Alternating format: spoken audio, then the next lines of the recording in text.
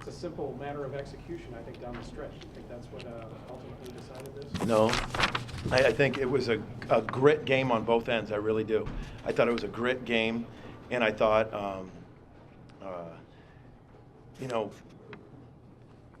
Barnes and Scott, every time they shoot it, you think it's going in. I mean, you really do, in the way they shot it. But I loved it. I loved it for us that it was a grit win. I thought Indiana State was playing. I mean, we're a low turnover team most of the time. We're one of the best. And this is 2 games they've caused 17 turnovers on us. We haven't had a team that's caused 2 games. That's 34 turnovers. And it's because of their defense and how physical they are. But I was really pleased that we did make some plays down the stretch, and they were getting us on the rebounding. We came up with a couple 50-50 balls right there. We came up with one, and I thought that was key, and we got a breakaway, and I think those were some key plays.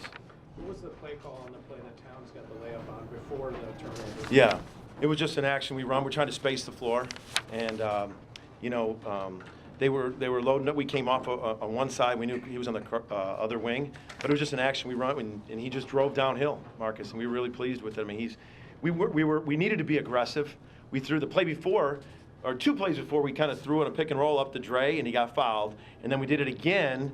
And then we talked about we got to be more aggressive on the drive because they knew we were in double bonus. So that's why we went to that and had Marcus drive it.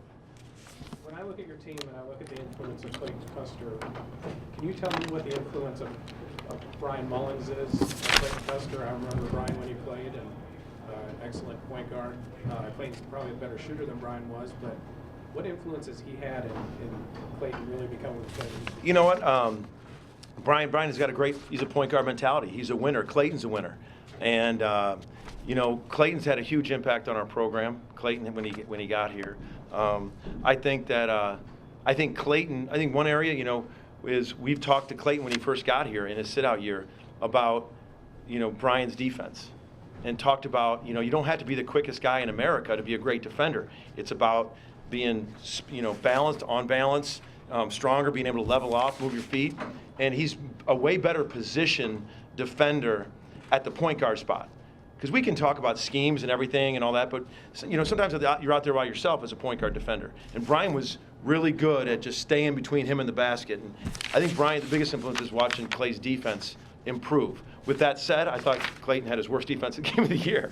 So I did. And he knew it too. Him and Ben just looked at each other and were like, man, we gritted one out because Clayton's been, but I will say this, Brenton Scott and Jordan Barnes are very, very hard to stay. And same with Tyree Key. Those guards are hard to stay in front of, and we played everybody in the league. The 3 of those together are very hard to stay in front of.